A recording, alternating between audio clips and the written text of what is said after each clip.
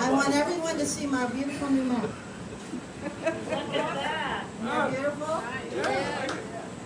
Flown to me from Hawaii last night by my next door neighbor. Okay, we have people still coming in. There are chairs in the pavilion under the fans. There's chairs outside under the shade trees. Chairs up on the deck in the shade. So we're doing our very best here with this wonderful gift of this land and being able to meet outside at this extraordinary time of uncertainty regarding COVID. So y'all, let's take a moment to get still and take a deep breath before our band sings us a wonderful, inspiring song called Love Light. We want to take this moment to deepen into gratitude for simply the gift of life, the gift of breath, and with our breath, our deep conscious breath, we breathe into our willingness to call forth our wisdom, our clarity, our discernment, our compassion, our caring, our love, our concern for our world and our species, and asking the very vital question, what is ours to do in this moment, in this place, at this time? How do we show up as the presence of healing, the presence of peace, in the simple ways, the little ways, and the huge ways? We bless all those that we're holding in our hearts, near and far, those still living in physical, those living in non-physical. We bless those who are in the midst of storms. We bless those who are in the midst of preparing for storms, literally, and those who are experiencing storms in their minds, in their thoughts, in their emotions. We pray for peace in the midst of the storm. We pray to be able to walk with open hearts and open minds, even when all around us we may see chaos. We deepen into our hearts of wisdom, knowing that good is unfolding in every moment, regardless of appearances. And we give thanks for that good, the beautiful, beautiful good. When we say good morning, originally it meant God morning. Have a God morning. Have a morning seeing through the eyes of God and hearing through the ears of God, understanding with the heart of that one presence. This is what we call forth today for this moment, this service, in this place. And we give thanks in the name and in the light of the living presence of peace within each one of us. And we say, so it is, and so we let it be. Namaste. And now our music team brings to us Love Light, Unity Remix.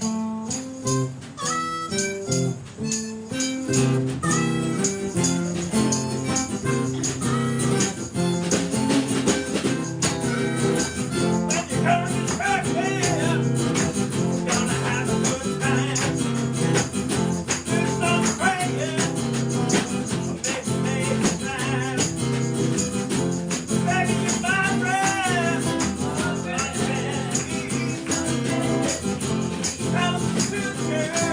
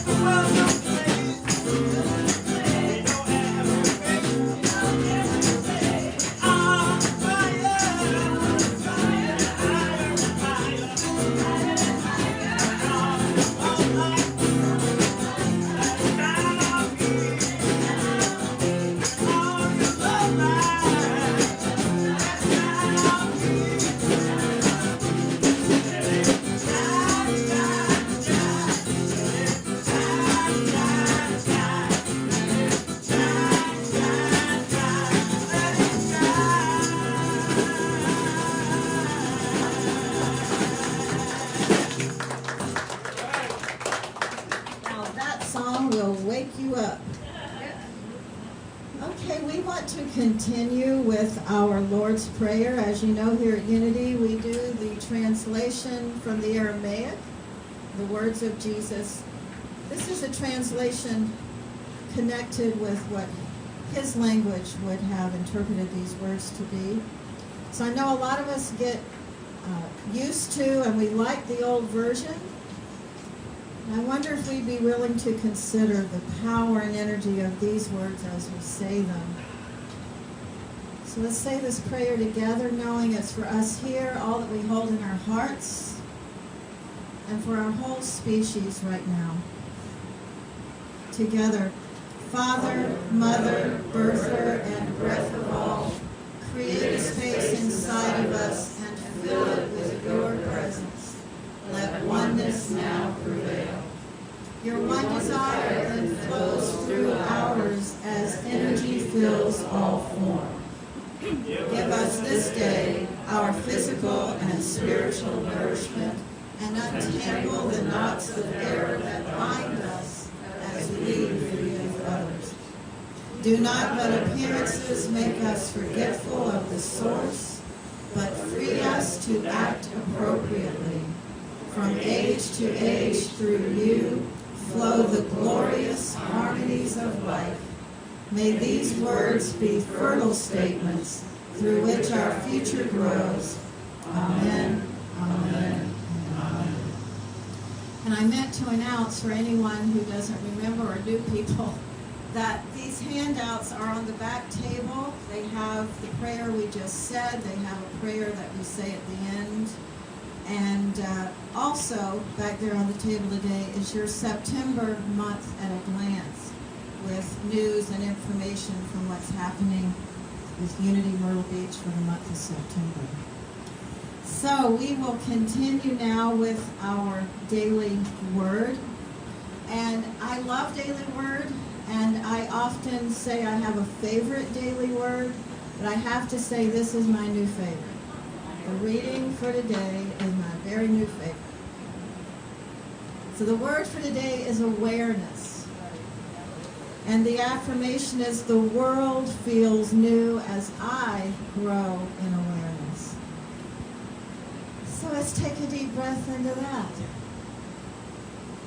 The world feels new as I grow in awareness. Sounds like I have something to do with awareness. Spending time in mindful contemplation increases my awareness of my surroundings. As I concentrate and focus my attention, I shut out distractions and settle my unquiet mind. My world begins to feel brighter, vibrant, and more alive as I notice the soft sounds and minute textures and colors I overlooked before. Have you ever had that experience? Seeing a color in your garden you've never quite noticed before? I find it in rereading books all the time. I see something in a book I've read 5 or 6 times, and then there's something brand new. Spending time in prayer increases my awareness of God's goodness, which I share with others when I am patient, kind, generous, and forgiving. This goodness returns to me as kindness and gentleness in the people I meet, and in ease and grace in all the places I go. The world has not changed, but I have. My awareness of God in and as my life has opened my eyes and ears, my mind and my heart.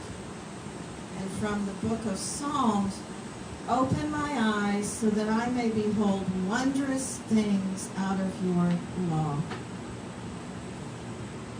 And breathe into those words and those divine ideas. Open our eyes.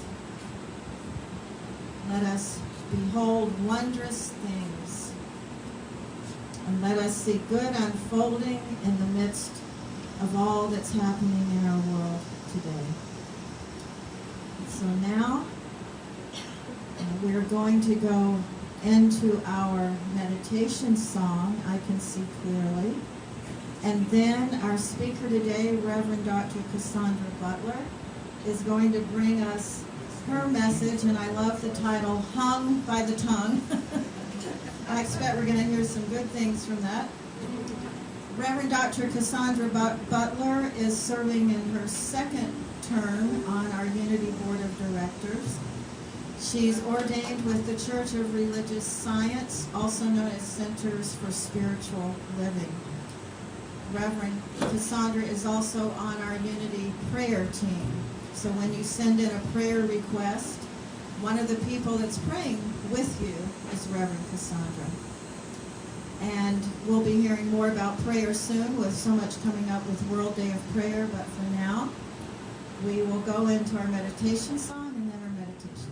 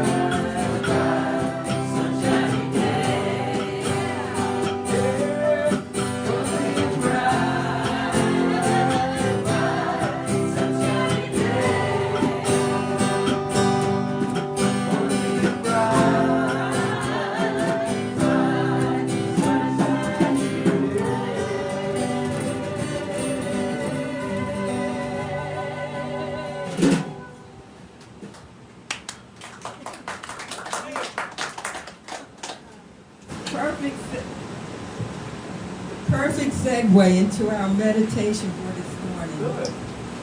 So, let's just get comfortable in our seats.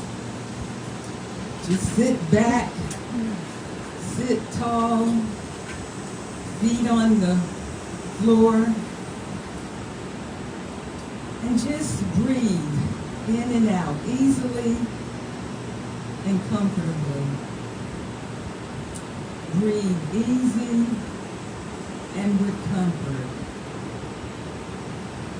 In and out, just releasing all the cares and concerns of the world. Just be here now. So inviting you to close your eyes, and let's go into that heart space.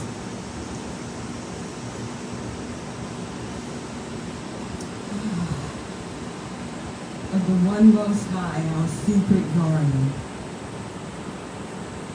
Just breathing easily. And we're going to activate one of our senses. And since we are so blessed to live here at the beach, we're going to go to the beach. Just keep breathing easily and effortlessly.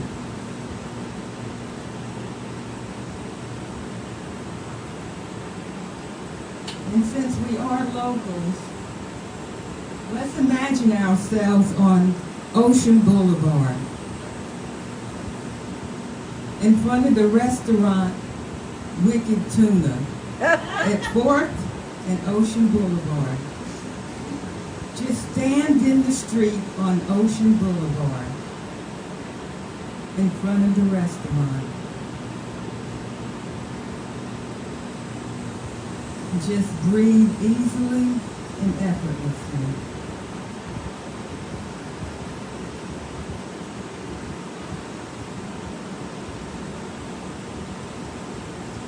And now let's just begin walking toward the restaurant, knowing that the ocean is behind it. So we're walking through the parking lot now, on the cement. And just giving gratitude for today. We're here. We're still alive. We get to breathe and do and live life. So let's just keep walking slowly but surely, knowing that what we're looking for is the roar of the ocean behind the restaurant. So we're almost through the parking lot. And now we're on sand beside the restaurant. The shoes automatically disappear. And we're walking on the cool sands. Slowly, easily, and just joyously. Do a little jig if you like. And now it's time to smile.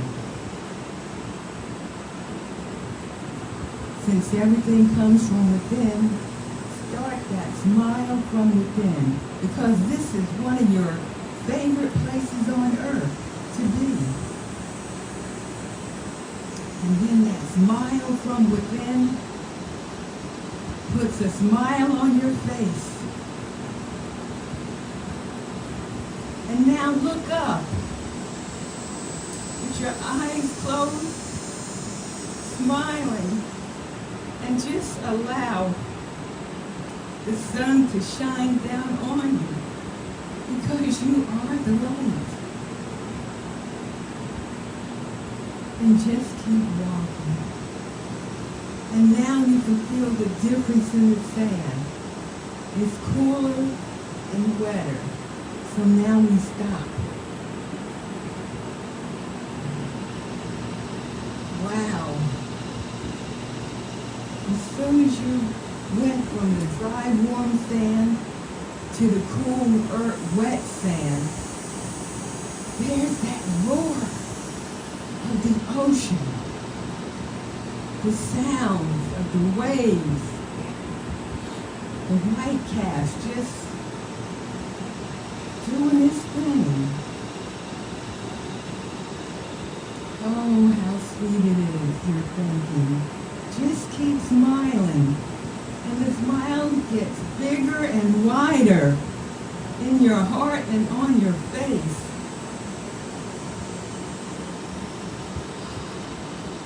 Don't you love it? The sound of the roar of the ocean? And knowing that each one of us is a drop in it. So just spread your arms out, turn all around, do a little jig, and say, yes. And keep smiling. Smiling on the inside. And a big smile on your face. And let's just enjoy the roar of the ocean waves for another 30 seconds or so. Just embrace it all. Giving thanks in every moment, in every way. So I'm going to open up my eyes for a few seconds and scan the room to make sure I see smiles on your face.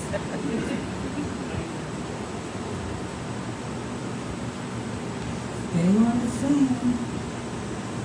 Keep listening.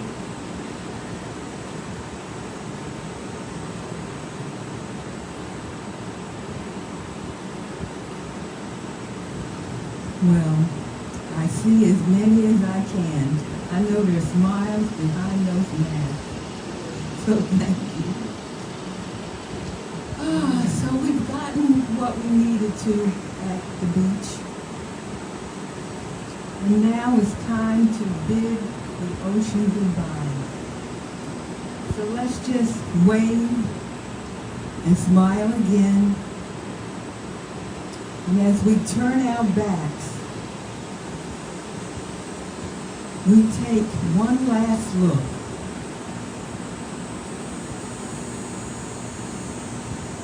And now we're on our way back to the warm sand.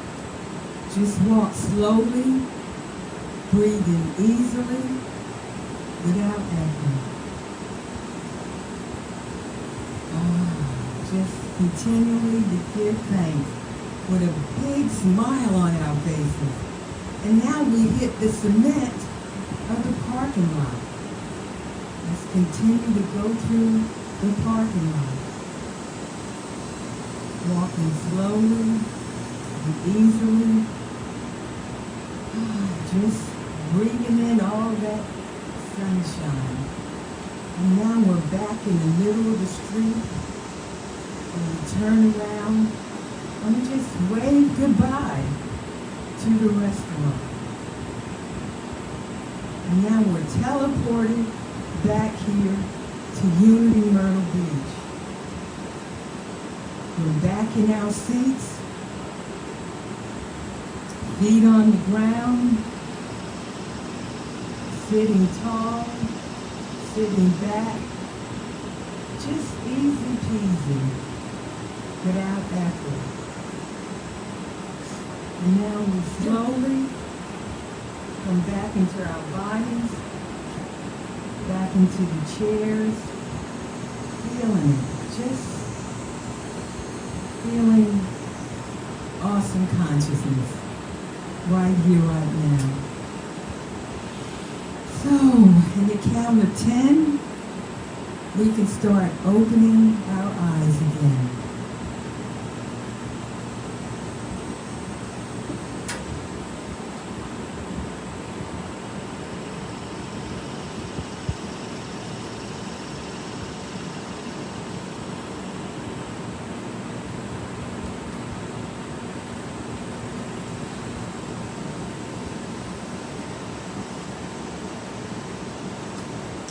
Thank you so much. I hope you enjoyed that. So, the topic today.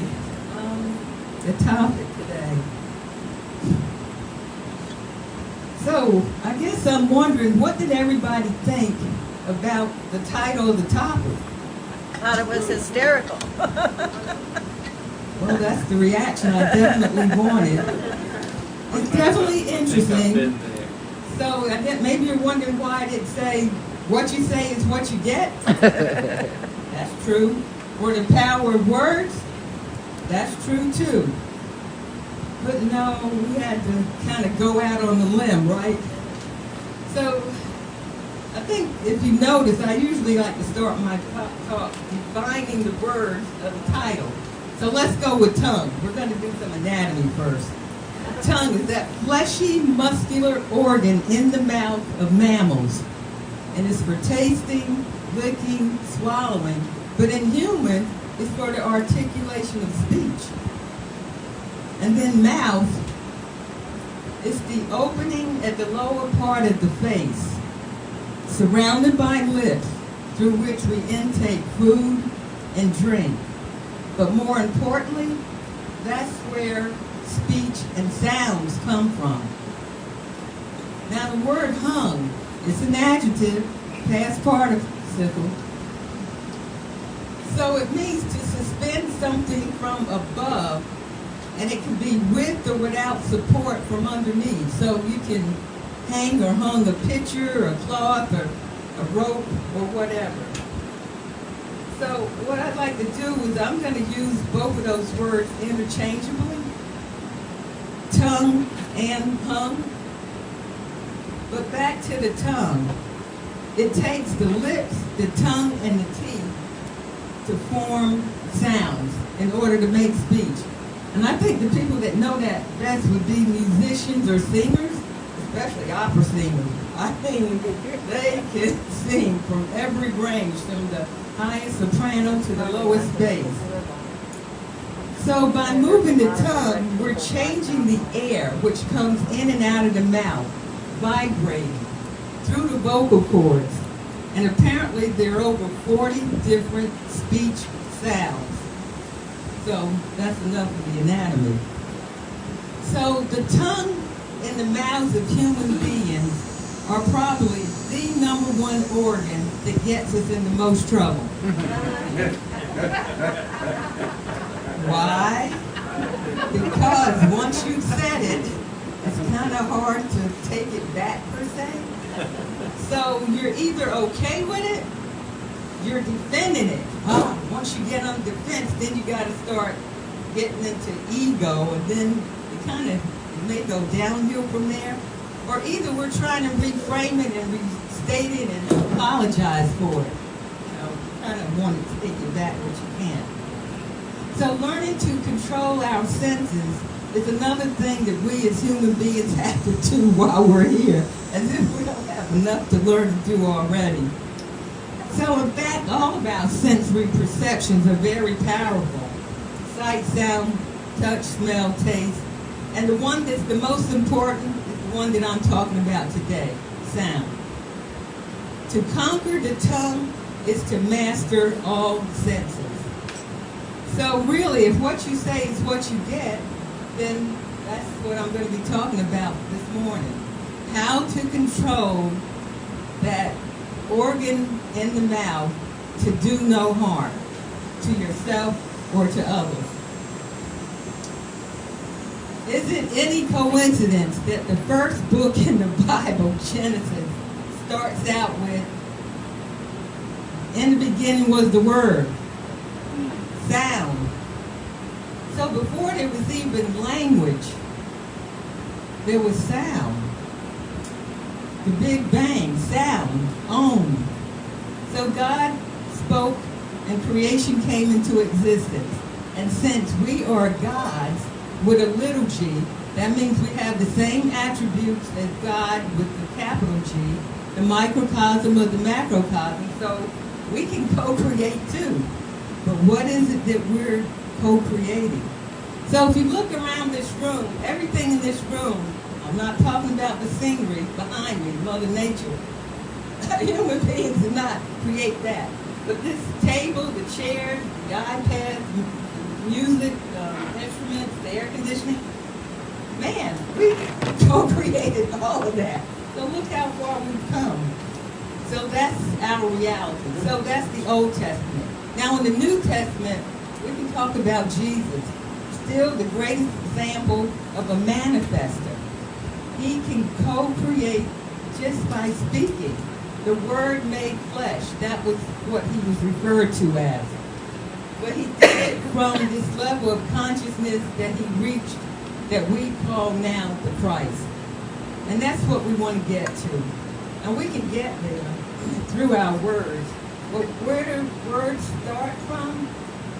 Well, really the subconscious, what I want to talk about today, and then there are beliefs, thoughts, words, and deeds. So that's kind of the order.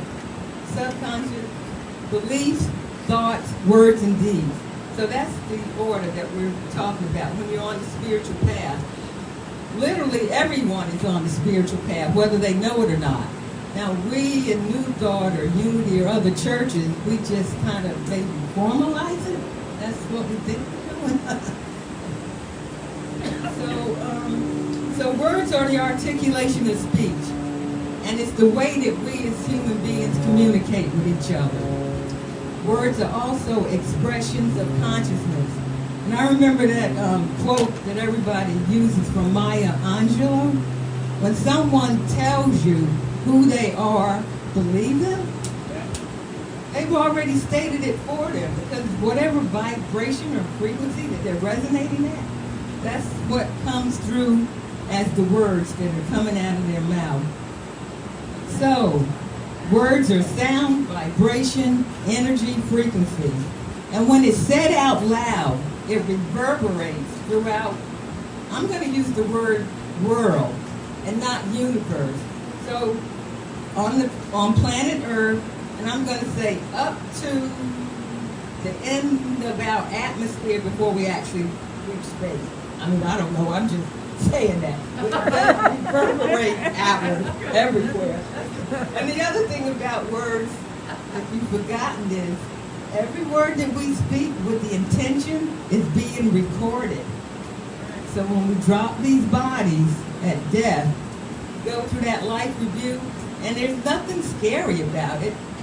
I mean, you're not going to be penalized. There's no such thing as on the other side. The only so-called hell you're going to create is what you do in body form this side. So, spiritual beings living a human experience in this schoolhouse called Earth, doing life experiences with purpose. Service is always the purpose. To love all is always the purpose. And then we have more specific missions while we're here. But the point is to try to do it without blame and shame and guilt and regret and all of that. Isn't that why we get on the path in the first place? Because we've kind of forgotten and we have a little bit of work to do. So you get the idea. So let's talk some more about words. So when we were children, what kind of words were said in your household? Either about you or about other people. Is that why we're here at New Thought? Is it an attempt to unlearn and reframe and delete from the lexicon? Forgiveness? Kids are the greatest copycatters in the world. So every day we wake up playing this game of life through our beliefs and our thoughts and our words. And the news is, it's not good news and it's not bad news. We're here literally to have all these experiences, this range and level and stripes of experiences, whatever it is you want. But we also know that there are challenges that come with it. So we're going to talk about two sides of the same coin.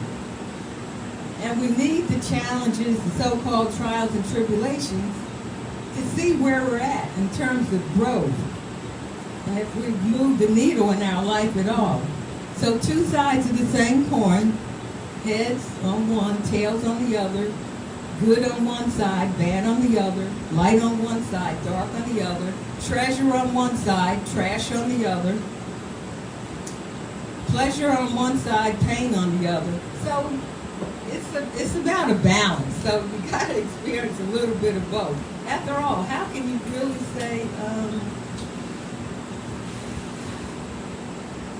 everything is good if you don't really know what the so-called, it's all relative, bad is like? And the other news is that suffering is optional. Literally, suffering is optional. There is some just to gain certain experiences. So, the word made manifest. So, back to the children. So, some of the examples I had in mind was, were you told that you're bad, or why can't you be like so-and-so, or maybe you won't amount to anything? Or were you told that you're good and good job and I'm proud of you? So both sides are the same point again. And if you were really told the so-called negative too many times, children are so innocent, and since parents are the first gurus, they kind of internalize that. And now as adults, here we are, we still may have triggers around it, right? So that's what we're here to learn how to deal with. So, but I think the two words that probably will hurt children the most are probably idiot and stupid. Yes, we do have free will. We have the free will to respond or react in a certain way. So are we going to be defensive? Or are we just going to laugh it off? Or are we going to go into the criticizing, condemning, and judging mode? It does sound familiar to me because I kind of did a lot of judging and criticizing and condemning. I do remember in my 20s, mid-20s, that literally someone had given me a compliment and I gave it back to her. Meaning I didn't even have the consciousness to just accept it and be thankful. And then when I kind of brushed it off, they said, oh, well, if you don't think you're deserving of it or worthy. And I just froze. I had an OMG moment. In that moment, I knew that I can't be thinking that or doing that anymore. So that kind of changed me to get on the path. So live and learn. And another word that I kind of gave up a long time ago was never, because it's an absolute. I've only done that a couple of times, because as soon as I said it, the universe gave me a trial. Never say never. God, I said I would never, well, I've been a vegetarian 40 years now, so of course I never said I would eat meat again. And then, here's the test. So I literally had to do a fast for 24 hours because of it. Or they would send you some other kind of, test or challenge to see if you kind of know what you're talking about. I mean, you're just out there speaking this, so let's see if you really mean it. So it gets to, we're kind of our own worst self-critics, so it's the gremlin speaking. But, it's all part of like, que sera, sera. Remember that from Doris Day? So, yeah. This three-dimensional place called Earth. So, hung body tongue, self-sabotage. When it gets verbalized into words, then maybe a concern, maybe. So I was in a workshop recently, and the facilitator wanted us to write down a list of words that no longer served us, or if we wish we could just overnight get rid of. So I said can't, and then should. It's the word should. Man, there's so much judgment around should. Can't was way easier than should. The government should be doing this. This person should do that. That person should do that. Oh my goodness, and on and on. So, but at least I'm aware of it, and I can kind of catch the thought midstream, much less not say it. So it takes a lot of practice. And the thing is not to beat yourself up on it.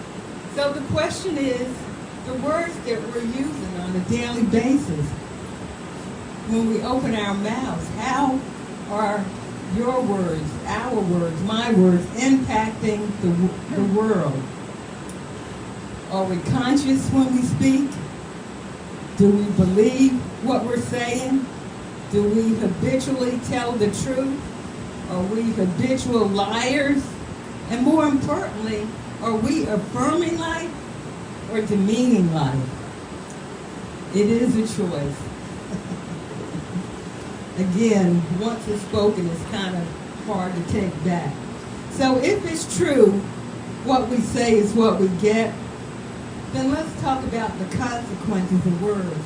And consequences does not have a negative meaning to it. For instance, just speaking softly, speaking kindly. We may not always be able to oblige, but we can speak obligingly. I retired from the Navy, and I remember a couple of meetings I was in with admirals and captains. And this one particular admiral, I had heard it, but I had never experienced.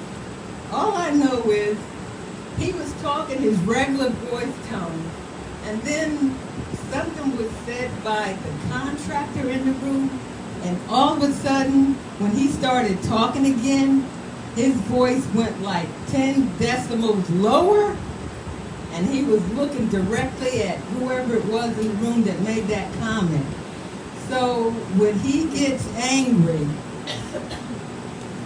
he doesn't spout out and finger point and all of that. His voice just got lower. So everybody in that room knew that he was, they had to answer to him. That's all I can say. Now leave it at that.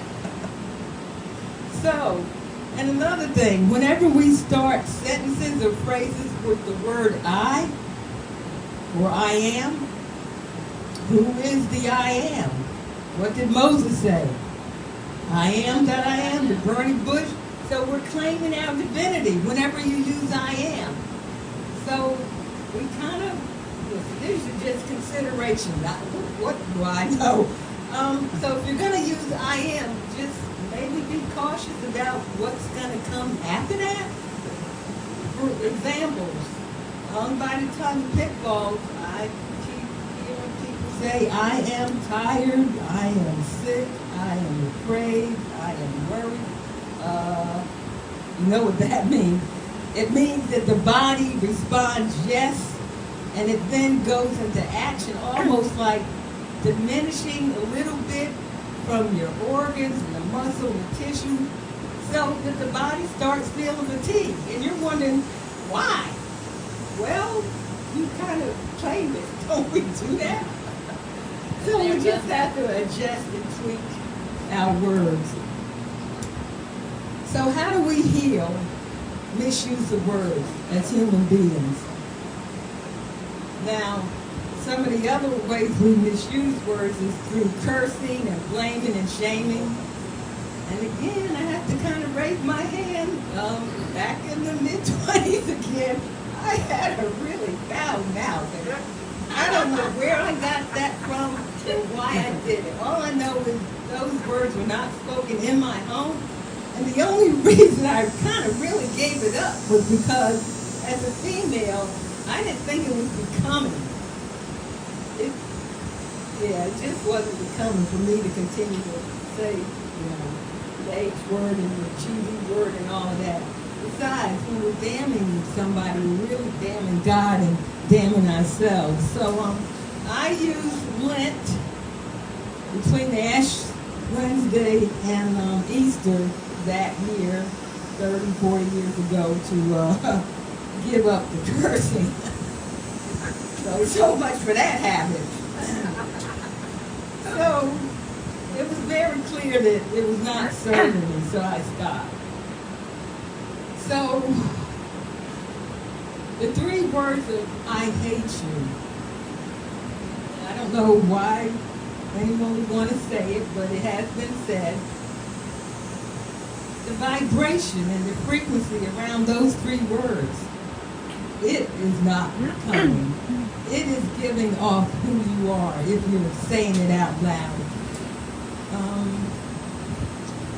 And it's also attracting.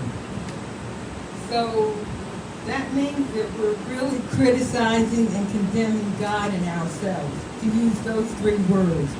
In contrast, if we say, I love you, I'm not talking about romantic love. I'm talking about the unconditional love, that connection between every human being on earth. You are my brother, you are my sister. We're one. There's only one. That feeling, that vibration, that frequency is way much better. It really feels good. So other ways to heal the misuse of words is prayer.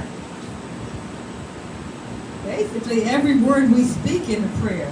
Yes, I do prayers. And I've added the Lord's Prayer and the 23rd Psalm to my morning spiritual practice. And anytime I'm watching the news and something crazy, misunderstood, or violent, or disturbing comes up, then I have to go to the serenity prayer. Grant me the serenity to accept things I cannot change or don't understand. The serenity prayer. Then I start Ho'oponopono for forgiveness. Remember, it's free will. Everybody's at a different level of consciousness. We can say, think, or do whatever we want, but, you know. So if you don't want free will for them, then why should you have it? So it happens. And I don't want to get into the mystery of life and why it's happening. It's all part of the human experience, and I'll kind of leave it at that. But if we do want to change things, then we do it one person at a time. It's up to us. And if you're prompted to say something, then do it.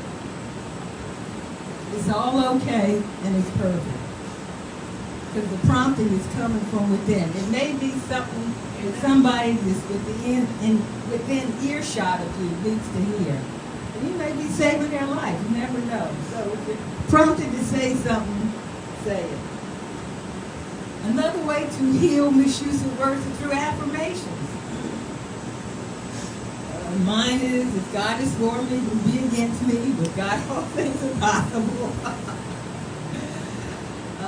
And I play and say the Gayatri mantra. So, a couple of quotes from Proverbs that kind of affirms what I said already. Proverbs 21 verse 23. Whosoever keeps his mouth and his tongue keeps his soul from troubles. Amen. Proverbs 21 verse 25. Heaviness in the heart of man makes it stop, but a good word makes it glad. So a heavy heart will make it stop. A good word makes the heart glad. How sweet is that? Now I know words today sow confusion and chaos and division as to what we're witnessing on TV with vaccines and masks and refugees and voting. But when anyone pronounces another person as wicked, stupid, or bad, they're really condemning themselves. No one can judge another, and if we do, we condemn ourselves. I understand that the name calling may be satisfying in the moment, and again, if you need to say it, then go ahead and know it's going to be perfect. And just remember, it's the intention behind it and the way you say it. It may or may not come back to you. So just don't take it personally. So the point I'm making is, my brothers and my sisters may say words that are harsh and horrible. My brothers and my sisters' behavior may be revolting and reprehensible. My brothers and my sisters' actions may be callous and cold. And with all that, they are still, nevertheless, divine. So it took me a while to really wrap my head around that. and to come to terms with it.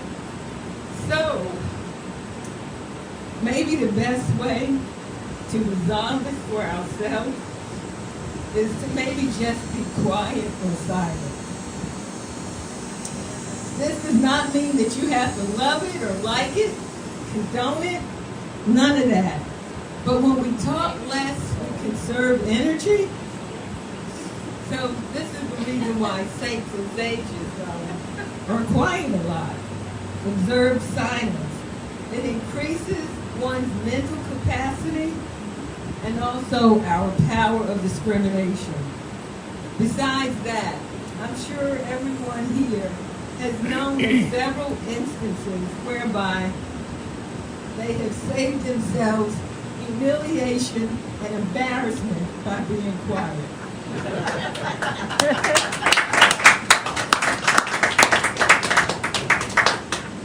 So, one of my favorite quotes that I got from Reverend Margaret by Chief Armball Looking Horse of the Lakota Nation. He said, "We are put here in this time and this place to change the future of humankind. Did you think you were here for something else?" So with that, beloveds, let's summarize some of the lessons that we can get from the use of the power of the tongue or the use of words. There's discernment of knowing when to speak and when not to speak. We can use our words to affirm life and all good. We can use words to acknowledge the shifts of awakening within ourselves and humanity. We can use the tongue to know ourselves more fully. We can use words to evolve our souls and the consciousness of humanity, to accelerate it. Of course, we use the tongue to articulate to the world who you are, who I am, who we are. We can use words to invoke higher frequencies. We can use the mouth to be happier and freer. We can use words to be less judgmental. And let's use the tongue to create miracles. After all, isn't that how we got this property? A miracle is speaking into existence. We can use words to live and let live. We can use the tongue to create more vitality for ourselves in the body. We can use words to be less dependent on the outer world. And let's use the tongue to win more friends and influence people. We can use words to demonstrate compassion and caring. Use words to build us up and lift us up. So the tongue is like the rudder on a ship, isn't it? The rudder you use to control the direction. So too, let's use our tongues to control the direction of our lives. And in the end, let's just use our mouths to witness and tell about our own stories, our own creation of a good life. So speak it into existence, what you want, with authority, with compassion, and with grace, doing no harm. Thank you. Amen.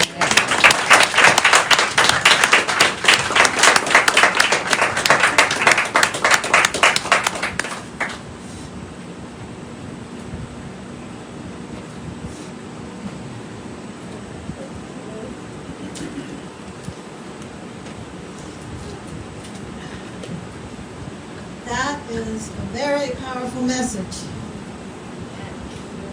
And thank you for being bold and courageous enough to give it, and to let us see your holy water. The tears that come sometimes, what a wonderful gift it is to be in a place where it's okay for the minister to cry. Thank you, Cassandra. As I was listening to your message, I'm reminded, this is a book I've kept notes in since 2005 when I came on board here at Unity Myrtle Beach. This is one of my favorite quotes by Rumi, and your talk, Cassandra, this morning reminds me of this. Rumi said, "You wander from room to room, hunting for the diamond necklace that is already around your neck." The power center of the voice. We're told that in the beginning was the Word, that everything was created by the Word. This is something for us to ponder this week. I'd like to shift it a little bit and do our announcements first and then go into our receiving of the offering. So while you're readying your offering, even those of you on live stream, watching by live stream, you know how to donate by PayPal or send your check. Be sure to use the new church address, and we appreciate that so much. But before we receive the offering, I want to remind you of a few important things coming up.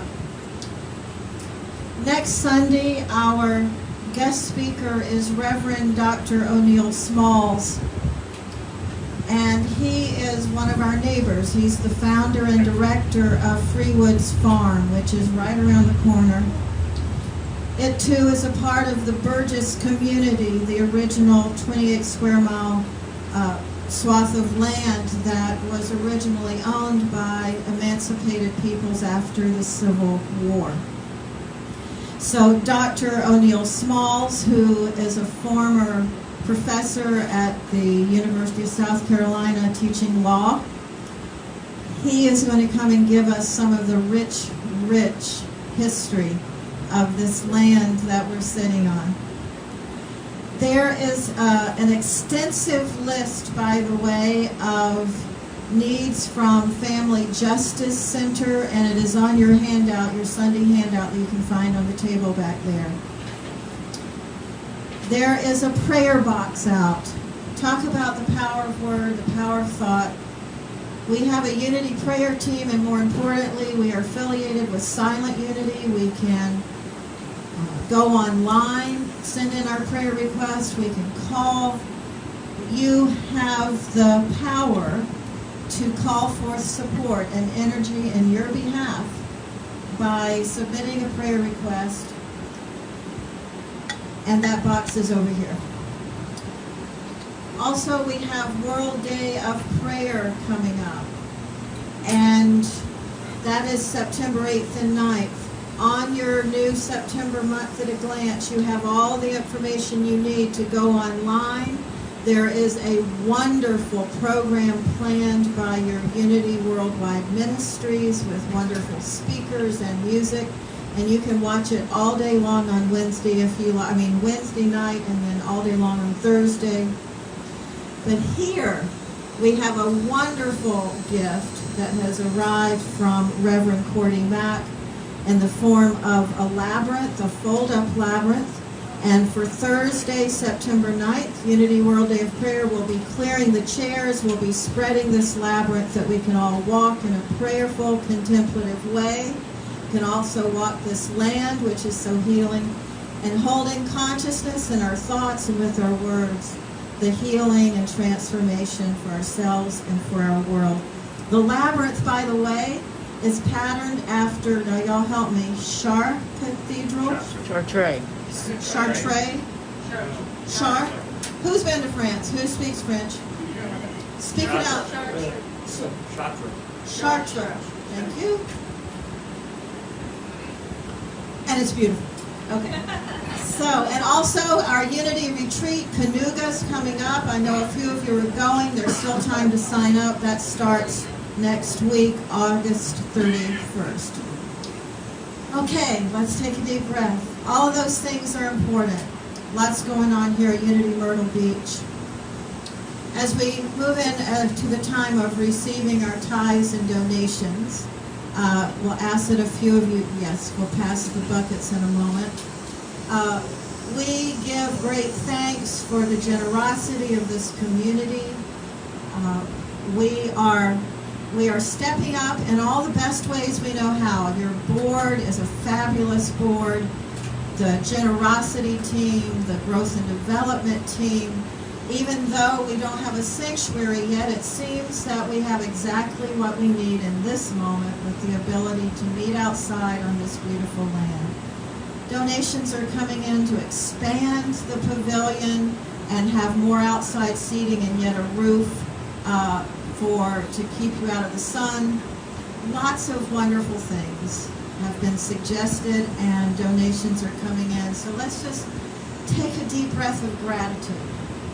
That Spirit is moving and so are we, and we haven't known all along the way how everything would unfold, but we go step by step, discerning and giving thanks for the grace that is ours here. As I put this tithe check into the bucket today, I'm putting it in for Tom Jones, who last week wrote the check. He wanted to write his tithe check. I can tell from the way it's written that it took a lot of strength for him to write this. And I'd like to remember that as we hold this community in prayer, more specifically as we hold our world in prayer. It takes a lot of strength and a lot of courage and a lot of faith to keep knowing that all is well, all is unfolding in divine and holy ways, even beyond appearances. That takes courage and boldness to have our words and our thoughts match what we know in our heart of hearts. And I give such great thanks for this community who is doing that. So as we pass the buckets, as we receive the tithes and donations, we give thanks for all of our wonderful blessings and ways that we are being guided in this community to do what is ours to do in this incredible moment for our species. We bless all of the donations that come and all those who are able to give in so many ways. We give thanks, and so it is. And now we're going to have a great song, which is Hand it over. Hand It Over. Hand It Over. Is that Mo? Kebo. Hand It Over. Okay, I think we know the words to this song. We sang it a lot at the old church. Okay, take it away, guys. If your problem won't go away, and you worry night and day, hand it over, get on your knees and pray. If your faith fails low, got no money, nowhere to go, hand it over, get on your knees and pray. Get on your knees and pray.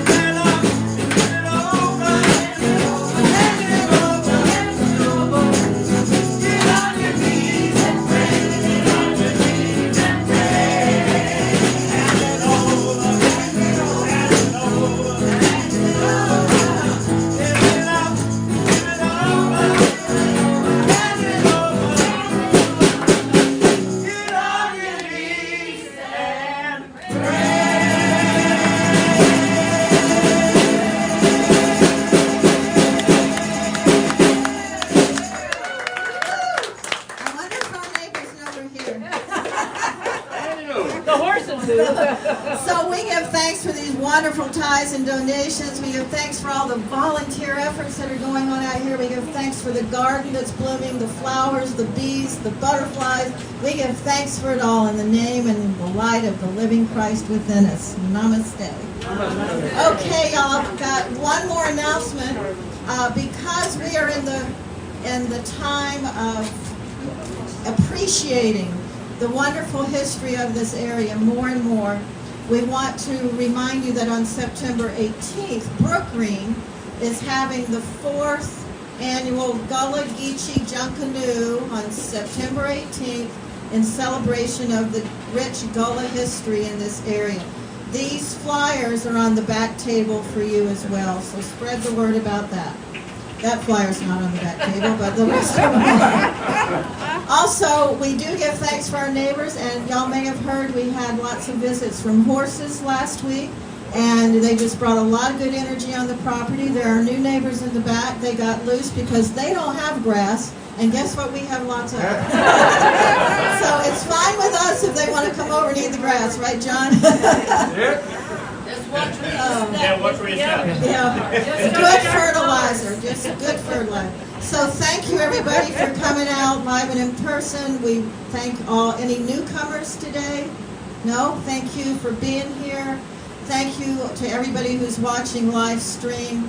Thank you, Cassandra, for a wonderful message. And I'm still chewing on Cynthia's message last week about generosity. So this kind of segues with that, the generosity of the Spirit and what comes through our words. So good stuff here, as my son-in-law says, good stuff. So let's take a deep breath. We will end with the updated prayer of unity. It's on your handout. And then sing our peace song. This is a prayer that's been updated from James Dillett Freeman's Prayer for Protection. So everyone together, please. The light of God surrounds us. The presence of love enfolds us.